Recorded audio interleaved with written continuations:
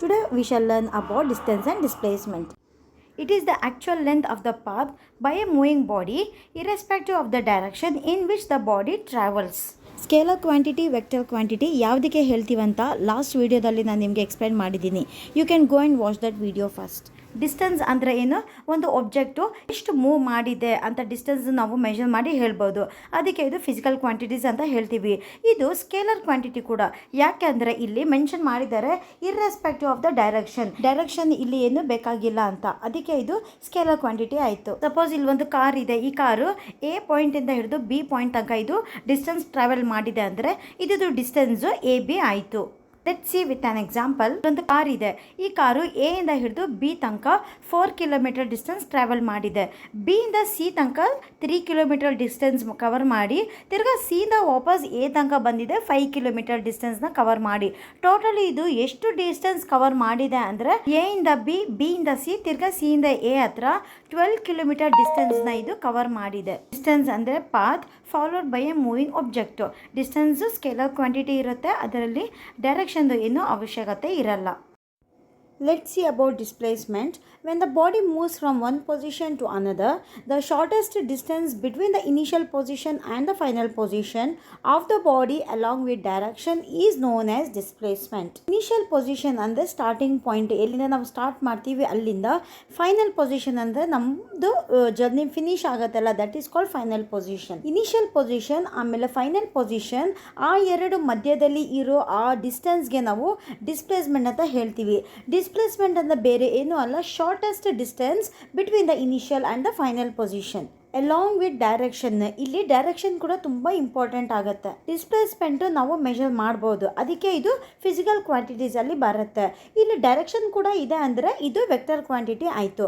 ಒಂದು ಎಕ್ಸಾಂಪಲ್ ನೋಡೋದಾಗಿದ್ದರೆ, ಇವಾಗ ಒಂದು ಕಾರು ಟ್ರಾವೆಲ್ ಮಾಡ್ತಾ ಇದೆ. ಎ ಇಂದ ಹಿಡಿದು ಬಿ ತನಕ, ತಿರ್ಗಾ ಬಿ ಇಂದ ಸಿ ತನಕ ಅದು ಟ್ರಾವೆಲ್ ಮಾಡ್ತಾ ಇದೆ. ಎ ಇಂದ ಬಿ ತನಕ 4 ಕಿಲೋಮೀಟರ್, ಬಿ ಇಂದ ಸಿ ತನಕ ಇದು 3 ಕಿಲೋಮೀಟರ್ ತನಕ ಟ್ರಾವೆಲ್ ಮಾಡ್ತಾ ಇದೆ. ಸೊ ಇದು ಫುಲ್ ಡಿಸ್ಟೆನ್ಸ್ ಎಷ್ಟಾಯ್ತು ಅಂದರೆ 4 + 3 = 7 ಆಯಿತು. ಬಟ್ ಡಿಸ್ಪ್ಲೇಸ್ಮೆಂಟ್ ಏನಾಯಿತು? ಡಿಸ್ಪ್ಲೇಸ್ಮೆಂಟ್ ಏನು? ಇನಿಷಿಯಲ್ ಪೊಸಿಷನಿಂದ ಹಿಡಿದು final position. Initial position starting point, journey start ಆಯಿತಾ ಅಲ್ಲಿಂದ. ಇವಾಗ ಎ ಇಲ್ಲಿ ಇನಿಷಿಯಲ್ ಪಾಯಿಂಟ್ ಆಯಿತು, ಫೈನಲ್ ಪೊಸಿಷನ್ ಇಲ್ಲಿ ಸಿ ಆಯಿತು. ಜರ್ನಿ ಫಿನಿಶ್ ಆಯ್ತಲ್ಲ, that is called final position. Displacement S ಇಂದ ಡಿನೋಟ್ ಮಾಡ್ತೀವಿ. ಯಾವುದೆಲ್ಲ ಡೈರೆಕ್ಷನ್ ಇದೆ ಅದೆಲ್ಲ ನಾವು ವೆಕ್ಟರ್ ಕ್ವಾಂಟಿಟಿ ಅಂತ ಹೇಳ್ತೀವಿ. ಇವಾಗ ಡಿಸ್ಪ್ಲೇಸ್ಮೆಂಟಲ್ಲಿ ಡೈರೆಕ್ಷನ್ ಇದೆ ಅಂದರೆ it is also vector quantity. Vector quantity ನಾವು ಹೇಗೆ ರಿಪ್ರೆಸೆಂಟ್ ಮಾಡೋದಂತ ನಾನು ಲಾಸ್ಟ್ ವಿಡಿಯೋದಲ್ಲಿ ಹೇಳಿದ್ದೀನಿ. ವೆಕ್ಟರ್ ಕ್ವಾಂಟಿಟಿ ರಿಪ್ರೆಸೆಂಟ್ ಮಾಡಬೇಕಂದ್ರೆ ಇವಾಗ ಡಿಸ್ಪ್ಲೇಸ್ಮೆಂಟು ಎಸ್ ಅಂದರೆ ಎಸ್ ಮೇಲೆ ಆ್ಯರೋ ಮಾರ್ಕ್ನ ಹಾಕಬೇಕು. Let's find the displacement here. Displacement is equal to final position minus initial position. Final position illi C, initial position A. Let's find out the displacement by Pythagoras theorem. AC square is equal to AB square plus BC square. AC square is equal to 4 square plus 3 square. AC square is equal to 16 plus 9. AC square is equal to 25. Square ತೆಗೆದ್ರೆ ಈ ಕಡೆ 25ಗೆ square root ಆಗಬೇಕಾಗತ್ತೆ. A C is equal to 25 square 5 kilometre. So 5 kilometre ನಮಗೆ distance ಸಿಕ್ಕಿದೆ. ಇದರಲ್ಲಿ ನಮಗೆ ಏನು ಅರ್ಥ ಆಗಿದೆ, what do we understand by this ಅಂದರೆ ಡಿಸ್ಟೆನ್ಸ್ ಇಸ್ ಈಕ್ವಲ್ ಟು ಪಾತನ್ನ ಫಾಲೋ ಮಾಡುತ್ತೆ. ಡಿಸ್ಟೆನ್ಸ್ ಯಾವಾಗಲೂ ಪಾತ್ ಆದರೆ ರೋಡ್ನ ಫಾಲೋ ಮಾಡ್ಕೊಂಡು ಬರುತ್ತೆ. ಬಟ್ ಡಿಸ್ಪ್ಲೇಸ್ಮೆಂಟ್ ಇಂಡಿಪೆಂಡೆಂಟ್ ಆಗಿದೆ ಪಾತ್ ಮೇಲೆ, ಅದಕ್ಕೆ ಶಾರ್ಟೆಸ್ಟ್ ಡಿಸ್ಟೆನ್ಸ್ ಇದ್ದರೆ ಸಾಕು. ಒಂದು ಈಸಿಯೆಸ್ಟ್ ಎಕ್ಸಾಂಪಲಿಂದ ತೋರಿಸ್ಬೇಕಂದ್ರೆ, ಫಾರ್ ಎಕ್ಸಾಂಪಲ್ ಇಲ್ಲಿ ನಿಮ್ಮ ಮನೆ ಇದೆ, ಈ ಕಡೆ ನಿಮ್ಮ ಸ್ಕೂಲ್ ಇದೆ. ಇವಾಗ ಈ ಸ್ಕೂಲಿಂದ ಈ ಮನೆ ತನಕ ಡಿಸ್ಟೆನ್ಸ್ ಎಷ್ಟಿದೆ ಅಂದರೆ ಇಲ್ಲಿಂದ 100 ಮೀಟರ್ಸ್ ಇದೆ. ತಿರ್ಗಿ ಇಲ್ಲಿಂದ ಇಲ್ಲಿ ತನಕ 200 ಮೀಟರ್ಸ್ ಇದೆ. ತಿರ್ಗಿ ಇಲ್ಲಿಂದ ಈ ಕಡೆ ಬಂದರೆ 300 ಮೀಟರ್ಸ್, ತಿರ್ಗಿ ಈ ಕಡೆಯಿಂದ ಇಲ್ಲಿ 400 ಮೀಟರ್ಸ್, ತಿರ್ಗಿ ಇಲ್ಲಿಂದ 200 ಮೀಟರ್ಸ್, ಆಮೇಲೆ ಅಲ್ಲಿಂದ ಒಂದು 100 ಮೀಟರ್ಸು. ನಿಮ್ಮ ಮನೆಯಿಂದ ಸ್ಕೂಲು ಒಂದೇ ರೋಡಲ್ಲಿ ಬರೋ ಥರ ಇದೆಯಾ? ಇಲ್ಲ. ನಾವು ಈ ಕಡೆ ಬಂದಮೇಲೆ ರೋಡ್ನ ಕ್ರಾಸ್ ಮಾಡಬೇಕಾಗತ್ತೆ. ತಿರ್ಗಿ ಬೇರೆ ಬೇರೆ ರೋಡ್ನ ಕ್ರಾಸ್ ಮಾಡಿ ಆಮೇಲೆ ನಮ್ಮ ಸ್ಕೂಲ್ ಹತ್ರ ನಾವು ಬಂದು ರೀಚ್ ಆಗ್ತೀವಿ. This is called distance. ಇವಾಗ ಡಿಸ್ಪ್ಲೇಸ್ಮೆಂಟ್ ಅಲ್ಲಿ ಇವಾಗ ನಿಮ್ಮ ಮನೆ ಹತ್ರ ನಿಂತ್ಕೊಂಡ್ರೆ ನಿಮ್ಮ ಸ್ಕೂಲ್ನ ಕಾಣಿಸುತ್ತೆ, ನಿಮ್ಮ ಸ್ಕೂಲ್ ಫ್ಲಾಗ್ನ ಕಾಣಿಸುತ್ತೆ, ನಿಮ್ಮ ಸ್ಕೂಲು ಏನು ಸ್ಟೆಪ್ಸು ಗ್ರೌಂಡ್ ಏನು ಕಾಣಿಸ್ತಾ ಇದೆ. ಆವಾಗ ನಿಮ್ಮ ಮನೆಯಿಂದ ಹಿಡಿದು ಸ್ಕೂಲ್ ತನಕ ಡೈರೆಕ್ಟ್ ಒಂದೇ ರೋಡಲ್ಲಿ ಬಂದುಬಿಟ್ರೆ that is called displacement. Distance measure ಮಾಡಿದರೆ ಇಲ್ಲಿ 1300 ಮೀಟರ್ಸ್ ಇದೆ, ಬಟ್ ಡಿಸ್ಪ್ಲೇಸ್ಮೆಂಟು ಬರೀ 400 ಮೀಟರ್ಸ್ ಇದೆ. ಸೊ ಇಲ್ಲಿ ಡಿಸ್ಪ್ಲೇಸ್ಮೆಂಟು ತುಂಬ ಶಾರ್ಟೆಸ್ಟ್ ಡಿಸ್ಟೆನ್ಸ್ ಆಯಿತು ಬಿಟ್ವೀನ್ ಹೋಮ್ ಆ್ಯಂಡ್ ಸ್ಕೂಲು. ಯಾವಾಗಲೂ ಡಿಸ್ಪ್ಲೇಸ್ಮೆಂಟು ಚಿಕ್ಕದಾಗಿರುತ್ತೆ ಡಿಸ್ಟೆನ್ಸ್ಗಿಂತ. ಇವಾಗ ಇನ್ನೊಂದು ಸ್ಮಾಲ್ ಡಿಸ್ಪ್ಲೇಸ್ಮೆಂಟ್ ಎಕ್ಸಾಂಪಲ್ ನೋಡೋಣ. ಒಂದು ರೂಟ್ ಇದೆ. ಇವಾಗ ಇನಿಷಿಯಲ್ ಪಾಯಿಂಟ್ ಇಂದ ಹಿಡಿದು ಫೈನಲ್ ಪಾಯಿಂಟ್ ತನಕ ಇಲ್ಲಿಂದ ಇಲ್ಲಿ ತನಕ 50 ಮೀಟರ್ಸ್ ಇದೆ. ತಿರ್ಗಾ ಇಲ್ಲಿಂದ ಇಲ್ಲಿ 100 ಮೀಟರ್ಸ್ ಇದೆ. ಈ ಒಬ್ಜೆಕ್ಟ್ ಇನಿಷಿಯಲ್ ಪಾಯಿಂಟ್ ಇಂದ ಹಿಡಿದು ಫೈನಲ್ ಪಾಯಿಂಟ್ ತನಕ, ಪಾಯಿಂಟ್ ಪೊಸಿಷನ್ ಕೂಡ ಹೇಳ್ಬೋದು, ಇನಿಷಿಯಲ್ ಪೊಸಿಷನ್ ಇಂದ ಹಿಡಿದು ಫೈನಲ್ ಪೊಸಿಷನ್ ತನಕ ನಾವು ಇದನ್ನ ಪಾಸ್ ಮಾಡಿಸ್ಬೇಕು. ಅಂದ್ರೆ ಎ ಇಂದ ಹಿಡಿದು ಬಿ ತನಕ ಈ ಪಾತ್ ನ ಫಾಲೋ ಮಾಡ್ಕೊಂಡು ಬಂದಿದೆ.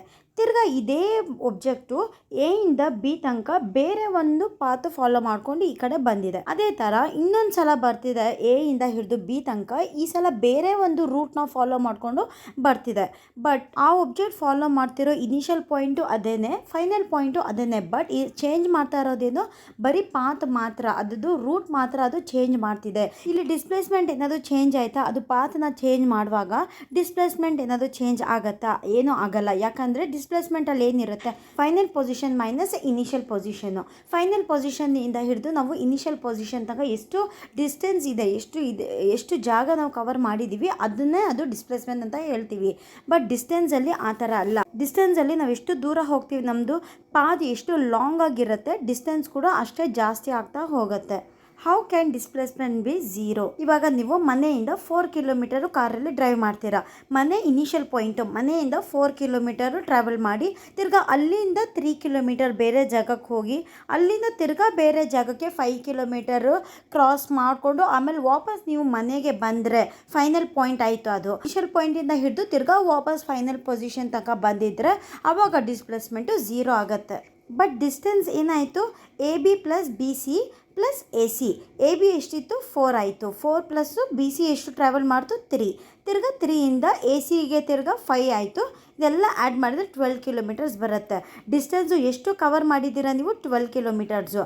ಬಟ್ ಡಿಸ್ಪ್ಲೇಸ್ಮೆಂಟ್ ಝೀರೋ ಆಗುತ್ತೆ. ಎಕ್ಸಾಮ್ಸಲ್ಲಿ ನಿಮಗೆ ಕ್ವಶನ್ ಬಂದಿದ್ರೆ ಡಿಸ್ಟೆನ್ಸು ಝೀರೋ ಆಗತ್ತಾ ಅಂದ್ರೆ ಆಗಲ್ಲ. ಡಿಸ್ಟೆನ್ಸು ಯಾವಾಗಲೂ ಝೀರೋ ಆಗಲ್ಲ. ಡಿಸ್ಪ್ಲೇಸ್ಮೆಂಟು ಝೀರೋ ಆಗುತ್ತೆ. ಯಾವಾಗ ಅಂದರೆ ಇನಿಷಿಯಲ್ ಪಾಯಿಂಟು ಆಮೇಲೆ ಫೈನಲ್ ಪಾಯಿಂಟು ಸೇಮ್ ಆಗಿರಬೇಕು. ಇನ್ನೊಂದು ಸರ್ಕ್ಯುಲರ್ ಪಾತಲ್ಲಿ ಕಾರು ಟ್ರಾವೆಲ್ ಮಾಡ್ತಿದೆ ಅಂದರೆ ಡಿಸ್ಪ್ಲೇಸ್ಮೆಂಟು ಇಲ್ಲೂ ಕೂಡ ಝೀರೋನೇ ಬರುತ್ತೆ. ಯಾಕಂದರೆ ಎ ಇಂದ ಟ್ರಾವೆಲ್ ಮಾಡೋಕ್ಕೆ ಸ್ಟಾರ್ಟ್ ಮಾಡ್ತು, ಎ ಇಂದ ಫುಲ್ಲಾಗಿ ಸುತ್ತಕೊಂಡು ಫುಲ್ ಟ್ರಾವೆಲ್ ಮಾಡಿಕೊಂಡು ವಾಪಸ್ ತಿರ್ಗಾ ಅದೇ ಪಾಯಿಂಟಿಗೆ, ಅದೇ ಫೈನಲ್ ಪಾಯಿಂಟಿಗೆ ಬಂದಿದೆ ಅಂದರೆ ಇಲ್ಲಿ ಇನಿಷಿಯಲ್ ಪಾಯಿಂಟು ಫೈನಲ್ ಪಾಯಿಂಟು ಎರಡು ಸೇಮ್ ಆಗಿದೆ. ಸೊ ಇಲ್ಲಿ ಕೂಡ ಡಿಸ್ಪ್ಲೇಸ್ಮೆಂಟು ಝೀರೋ ಬರುತ್ತೆ. ನೆನಪಿರಲಿ, displacement is a vector quantity.